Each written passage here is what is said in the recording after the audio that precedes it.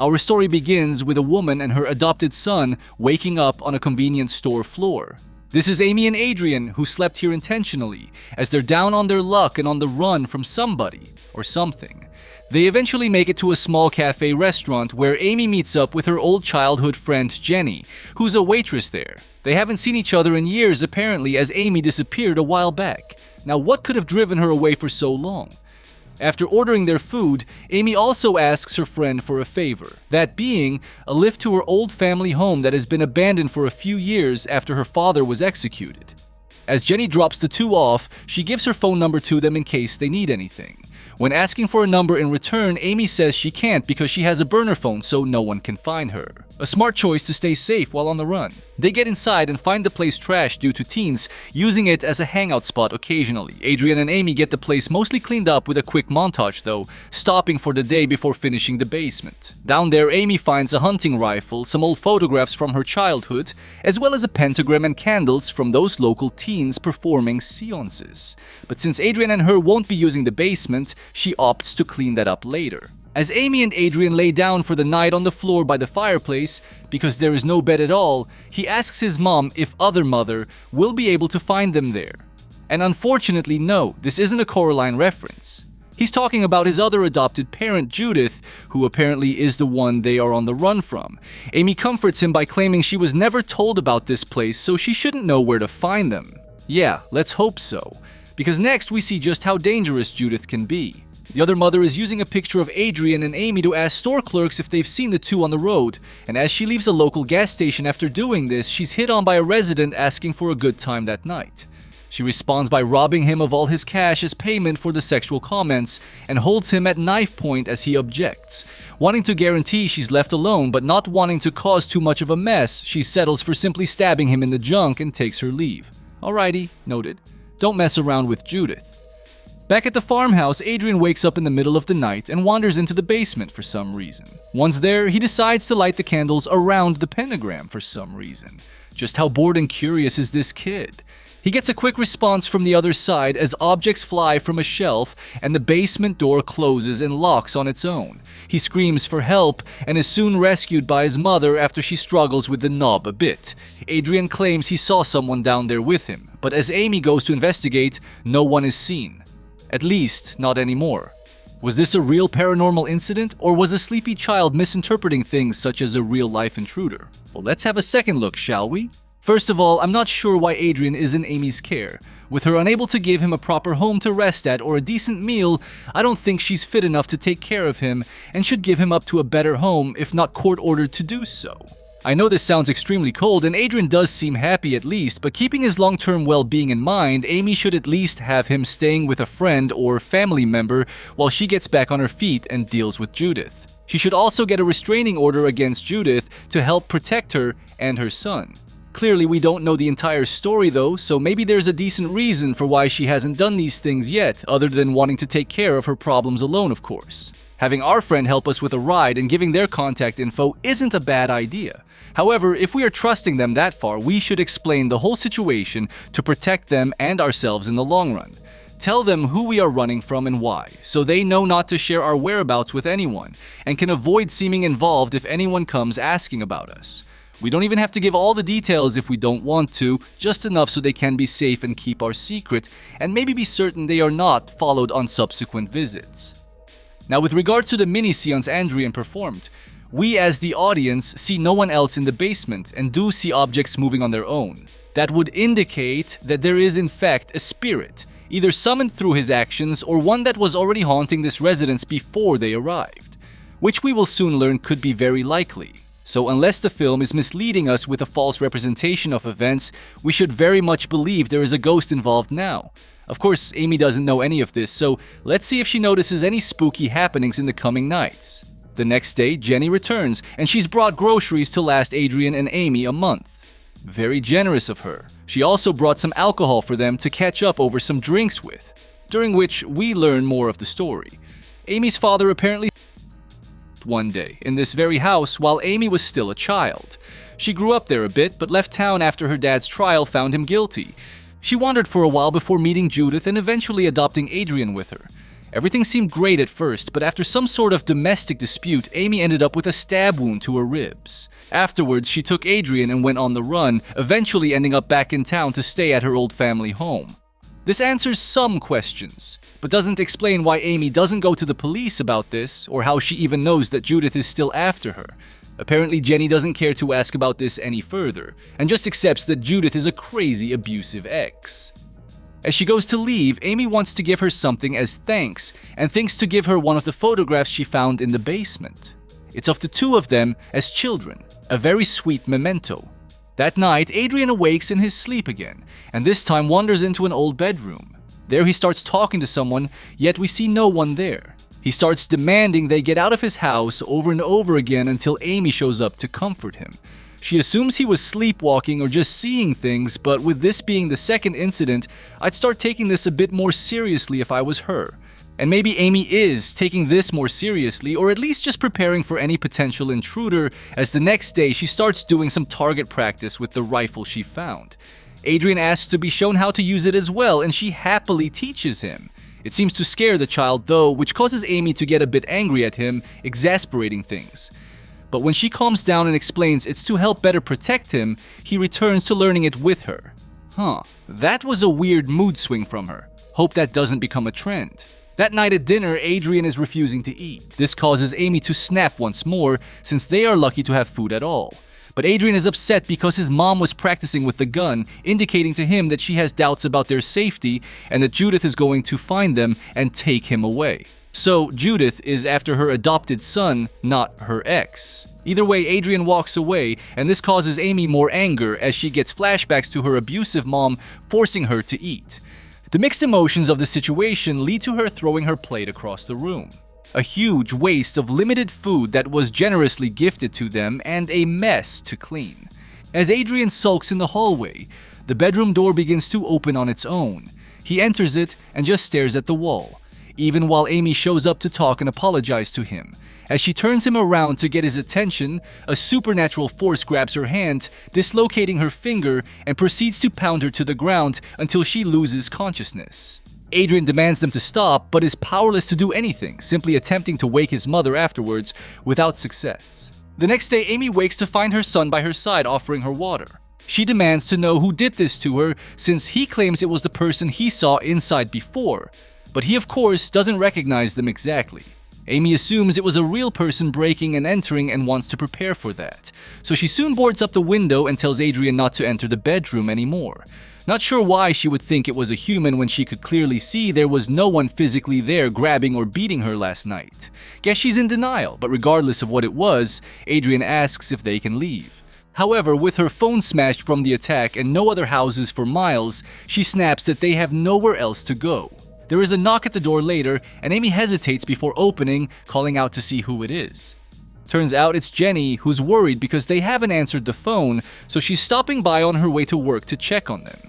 After seeing Amy's beaten appearance, she asks if the ex showed up. Amy just makes up an excuse about falling off a ladder, however. Not sure why she didn't say it was an attacker if she truly believed that's what it was.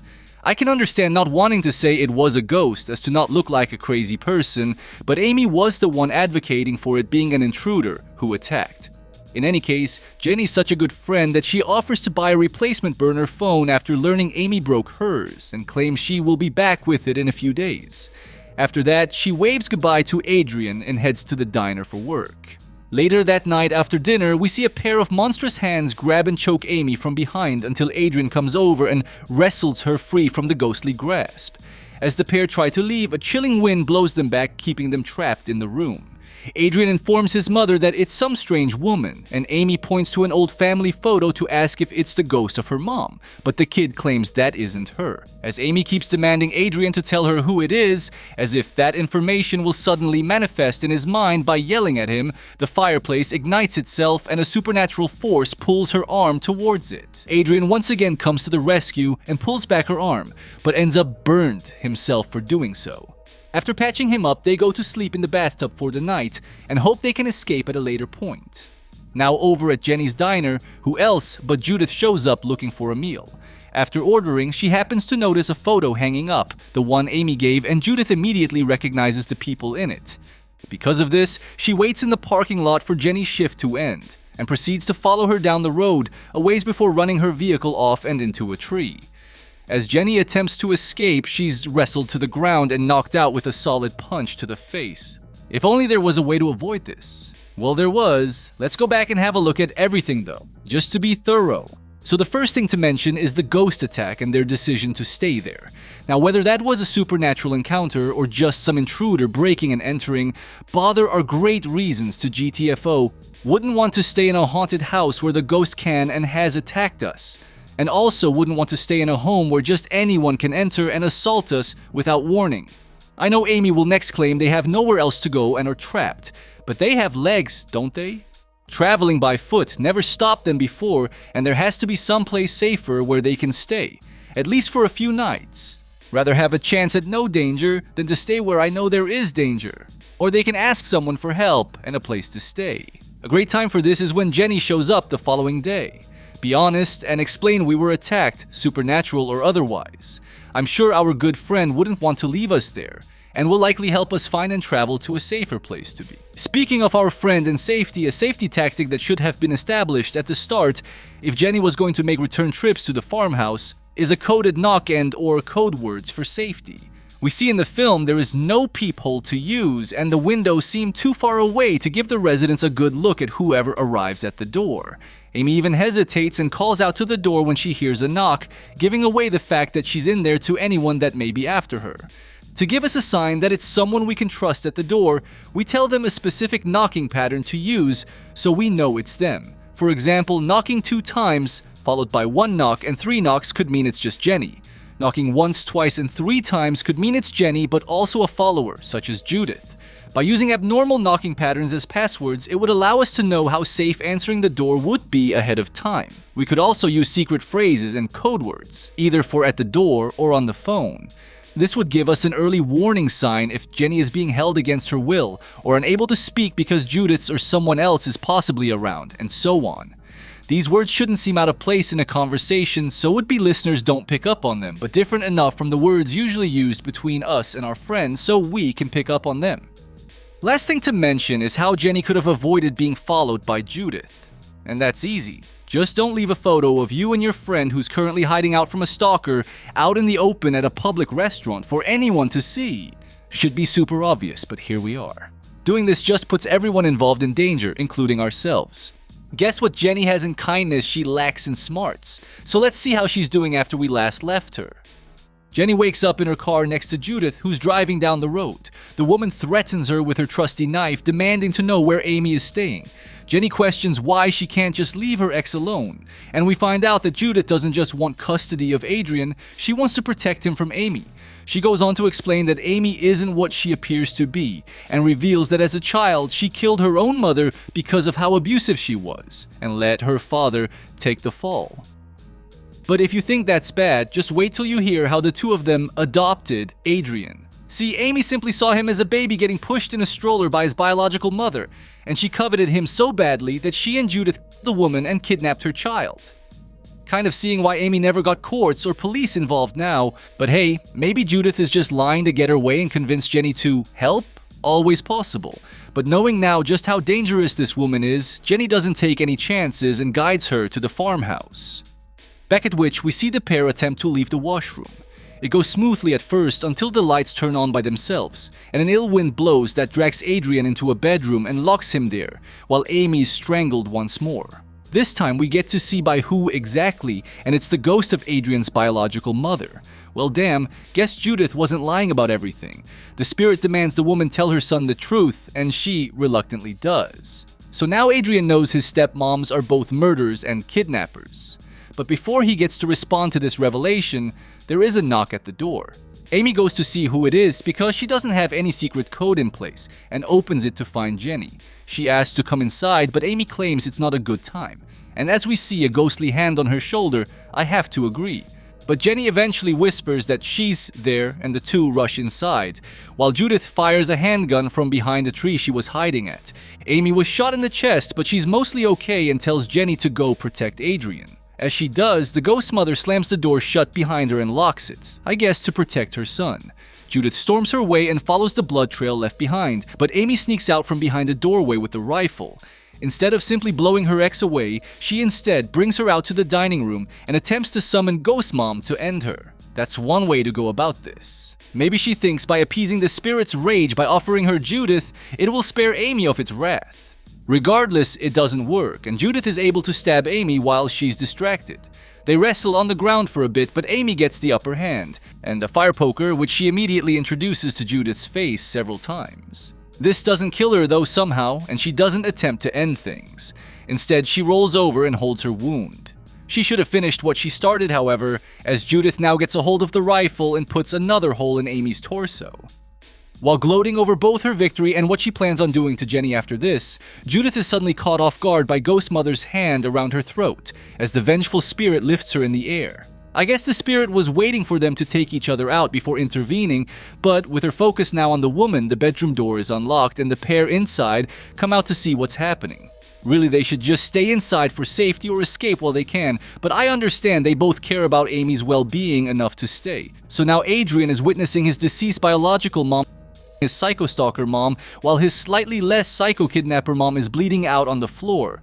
Yeah, he's going to need some serious therapy after all this. He looks down at the rifle and attempts to pick it up, but both of his living moms beg him not to, and even his deceased mother has a pleading look on her face.